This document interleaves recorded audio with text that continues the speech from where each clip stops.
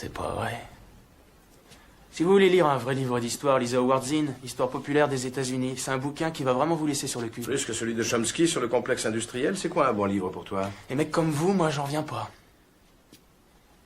Vous dépensez tout votre fric pour vous entourer de plein de putains de livres qui font chic, seulement c'est jamais les bons. Et c'est quoi un putain de bon livre, Will? Eh ben, c'est le bouquin qui vous décoiffe. Ah oui. Bonjour à tous et à toutes, bienvenue sur la chaîne YouTube Minard Eden. Aujourd'hui on va continuer la lecture de Neil Gaiman sur l'anarchisme. Et des demi-excuses parce que là en fait j'étais habitué à un rythme un peu plus soutenu, genre 2 vidéos à une demi-heure d'intervalle. Vu que j'ai un peu plus d'obligations, je suis un peu plus pris à droite à gauche. Donc là de 2 vidéos je vais en ramener une effectivement. On maintient le rythme de publication peut-être de manière un peu moins intensive quand même. Enfin bref, les vidéos sur Zemmour, etc. Ça m'a pris un temps assez conséquent et je suis prêt ailleurs, on va dire. Je suis appelé à droite à gauche, donc à un moment donné, je suis obligé de lever un petit peu le pied sur le rythme de publication, même si je reste toujours à 3 vidéos par semaine, entre guillemets, mais sauf qu'à une période, voilà, je publie avec des intervalles d'une demi-heure, 30 minutes, chose que je vais peut-être beaucoup moins faire maintenant parce que je suis un peu plus pris, voilà. Enfin bref, on continue la lecture de ce livre sur l'aspect de la concurrence. C'est vrai que le système capitaliste, ouais, c'est toujours un aspect qui est un peu sous-estimé dans le capitalisme, mais cet aspect de concurrence, comme si tu étais libre de vouloir faire des trucs, etc. Enfin voilà, c'est à un moment donné, la concurrence est un des facteurs qui fait que tu es obligé. Par exemple, un patron qui voudrait mieux rémunérer ses salariés, il est libre de le faire, et quelque part, il peut le faire. Mais de par la concurrence, qui réduit drastiquement les salaires, à un moment donné, c'est... on va dire le petit patron, voilà, d'une petite PME, voilà, ok, ça sera un bon être humain, cette décision de bien payer ses employés, mais ça fera lui un mauvais patron. Même si je pense qu'il y a quand même pas mal de radins dans le lot, mais même dans l'absolu où un patron voudrait bien payer ses salariés, le système de concurrence capitaliste fera qu'il est contraint, pieds et poings liés, quelque part, à vouloir les payer comme des chiens. Enfin bref, on continue. Parmi les normes héritées de l'économie bourgeoise, il y en est une dont le maintien en économie collectiviste et autogestionnaire soulève d'épineux problèmes, à savoir la concurrence. Elle est, pour pronom, l'expression de la spontanéité sociale, le gage de la liberté des associations. En outre, elle constitue pour longtemps encore un stimulant irremplaçable dans lequel une immense relâche succéderait à l'attention ardente de l'industrie. Il précise: vis-à-vis de la société, la compagnie ouvrière s'engage à fournir toujours au même prix, le plus près du prix de revient de produits et de services qui lui sont demandés. A cet effet, la compagnie ouvrière, s'interdit toute coalition monopolistique, se soumet à la loi dans la concurrence, tient ses livres et ses archives à la disposition de la société qui conserve à son égard comme sanction de son droit de contrôle la faculté de la dissoudre. La concurrence et l'association s'appuient l'une sur l'autre. Le plus déplorable erreur du socialisme est d'avoir regardé, entre guillemets, la concurrence comme le renversement de la société. Il ne saurait être question de détruire la concurrence, il s'agit d'en trouver l'équilibre. Je dirais volontiers la police. Hein? Je dirais volontiers la police. Pourquoi pas? Enfin bref. Cet attachement au principe de la concurrence valut à Proudhon les sarcasmes de Louis Blanc. Nous ne saurions comprendre ceux qui ont imaginé je ne sais quel mystérieux accouplement des 2 principes opposés. Greffer l'association et la concurrence est une pauvre idée. C'est remplacer les eunuques par les hermaphrodites. Là, c'était une autre époque par rapport à ce genre de phase.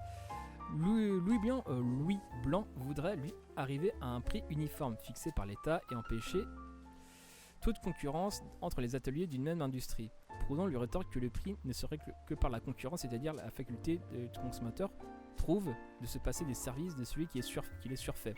Ôter la concurrence, la société prive de force motrice s'arrête comme une pendule dont le ressort est détendu. Proudhon, certes, ne dissimule pas les méfaits de la concurrence qu'il a, au surplus, surabondamment décrit dans son traité d'économie politique. Il sait qu'elle est source d'inégalité. Il admet que dans la concurrence, la victoire est assurée au plus gros bataillon. Tant qu'elle est anarchique, dans le sens péjoratif du terme, qu'elle ne s'exerce qu'au profit d'intérêts privés, elle engendre nécessairement la guerre civile et en fin de compte l'oligarchie. La concurrence tue la concurrence. Mais de l'avis de Proudhon, l'absence de concurrence ne serait pas moins pernicieuse. Il cite l'exemple des régimes des tabacs. Ce monopole du fait qu'il est soustrait à la concurrence est un service trop cher, sa productivité insuffisante. Si toutes les industries étaient soumises à un tel régime, la nation, dit-il, ne pourrait plus équilibrer ses recettes et ses dépenses. Mais la concurrence telle que la rêve Proudhon n'est pas la concurrence abandonnée à elle-même à l'économie comme dans l'économie capitaliste. Elle est une concurrence dotée d'un principe supérieur qui la socialise, une concurrence qui voudrait opérer sur la base d'un échange loyal dans un esprit de solidarité, une concurrence qui, tout en sauvegardant l'initiative individuelle, ramènerait à la collectivité les richesses qu'actuellement l'appropriation capitaliste en détourne. De toute évidence, il y a dans cette conception une part d'utopie. La concurrence, l'économie dite de marché, produisent fatalement l'inégalité et l'exploitation, même si on partait d'une situation d'égalité parfaite. Elle ne saurait être accouplée à l'autogestion ouvrière qu'à titre transitoire, comme un moindre mal nécessaire en attendant, petit 1, qu'une mentalité de sincérité de l'échange, comme dit Pronon, ne soit développée chez les autogestionnaires, et petit 2, et surtout que la société est passée du stade de la pénurie à celui de l'abondance, à partir duquel la concurrence perdrait toute raison d'être. Mais c'est cette période transitoire, on en revient toujours à la période transitoire, on en revient toujours à cette période. Il paraît souhaitable que la concurrence soit limitée, comme c'est le cas d'ailleurs aujourd'hui en Yougoslavie, à la sphère des moyens de consommation, où elle a au moins l'avantage de défendre les intérêts du consommateur. C'est un bouquin qui a été écrit dans les années 30 ans, je vous rappelle. L'école de Kropotkin et d'autres s'en prendra à une économie collectiviste du type proudhonien, fondée sur le principe de la lutte, où l'on ne ferait que rétablir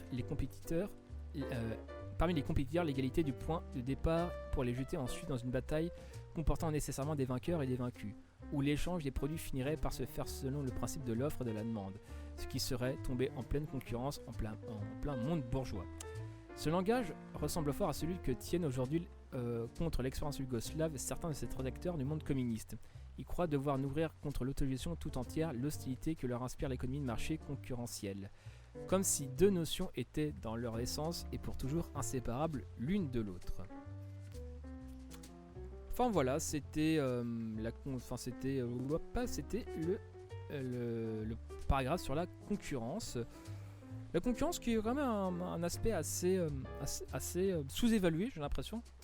Comme par exemple sur l'aspect, par exemple, je sais pas moi, de la fabrication des médicaments. Parce que le fameux complot de Big Pharma. C'est-à-dire qu'à un moment donné, c'est...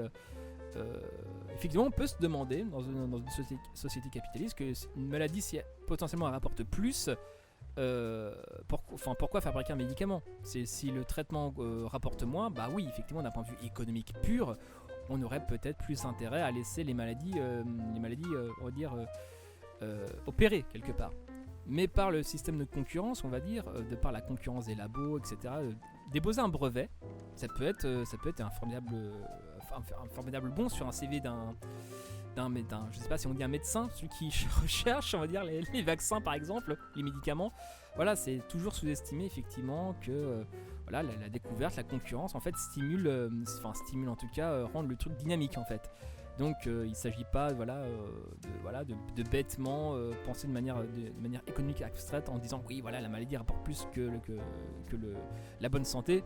En soi oui, ok, ça peut, à la rigueur ça peut s'entendre, mais ça voudrait dire que tout le monde en fait ne cherche pas un traitement. L'ensemble du monde médical refuse, non, ça n'a aucun sens. Enfin bref, c'était Martin Eden dans le direct du Goulag, bisous à vous.